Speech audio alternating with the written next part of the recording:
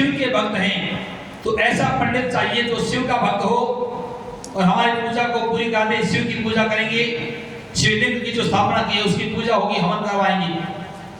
जामवंत गए रावण के पास कि हमें श्री रामचंद्र जी लंका पर चढ़ाई करना चाहते हैं, उससे पहले शिव की पूजा करेंगे, हवन करेंगे, क्या आप करवा देंगे? कहा ठीक है करवा देंगे। क्या क्या सामान लेके आए? तो रावण ने कहा जो सामान आसानी से आ सकता है वो ले आओ, उसी में यथा उपलब्ध सामग्री से कर देंगे।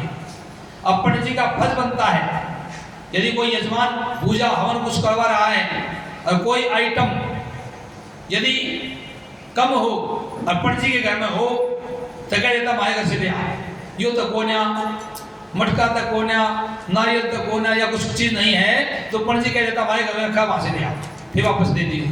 कोई बर्तन कोई चीज हवन की लकड़ी माला माला नहीं है, माला भेजनी पड़ेगी, तो पंडित जी अपने घर से उसको ले देता है। ये पंडित जी का फर्ज बनता है, जिसकी पूजा करवा रहा हो उसके पास किसी चीज की कमी हो और पंडित जी के घर में हो तो ले आए। हम भी यहाँ पर हमने पूछा सत्यनारायण जी से कि जोत के ऊपर रखते हैं जाली, की आपके घर में है? ने कहा शीशा थोड़ा टूटा हुआ है। मैंने सोचा टूटा ठीक नहीं, नरेश ने 2 जाली नरेश घर से लेके आया है।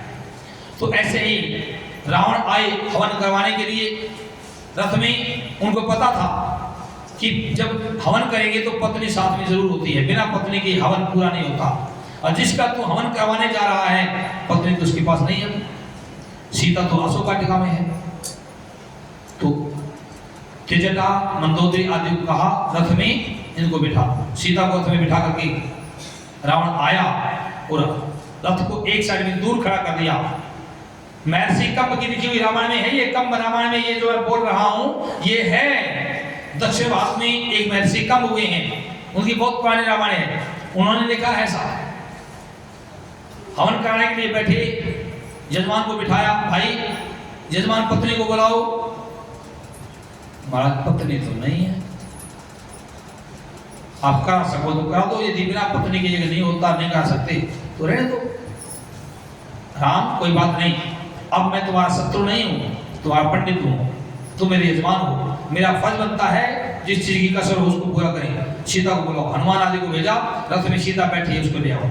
सीता को साथ बिठाया, दाएं भाग में बैठा करके पूजा कराई, हवन कराया, हवन करा करे और फिर सीता को साथ लेके चला गया।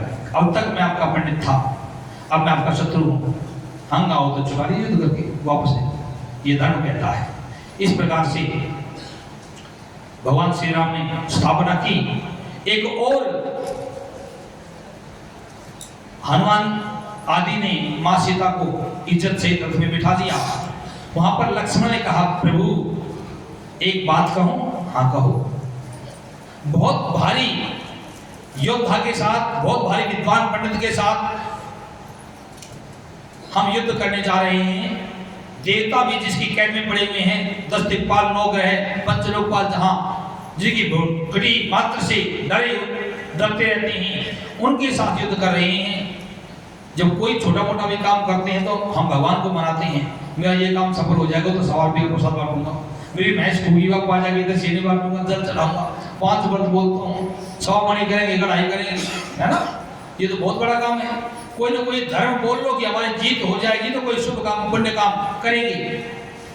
हाँ लक्ष्मण ठीक कह रहे हो, रामचंद्र जी ने कहा ठीक कह रहे हो लक्ष्मण, चलो यदि हम रावण पर विजय प्राप्त कर लेते हैं तो हम भगवान शंकर को साक्षी मान करके एक धर्म बोलते हैं, एक ब्राह्मण को भोजन कराएंगे, एक ब्राह्मण जमाएंगे। लक्ष्मण को बहुत बुरा सा लगा, इतना बड़ा काम, छोटा सा धर्म केवल एक ब्राह्मण जमाएंगे, चलो बोल नहीं सकते। तो उस समय तो लक्ष्मण भी कुछ नहीं बोले। आगे यदि समय मिला तो ब्राह्मण कौन जमाया, कैसे जमाया, क्या हुआ, इस बात का खुलासा बाद में करेंगे। एक ब्राह्मण भोजन कराने के लिए धर्म बोला, भगवान श्री राम ने शंकर को साक्षी करके वो रावण हवन करा के चला गया। बोलो जय श्री राम।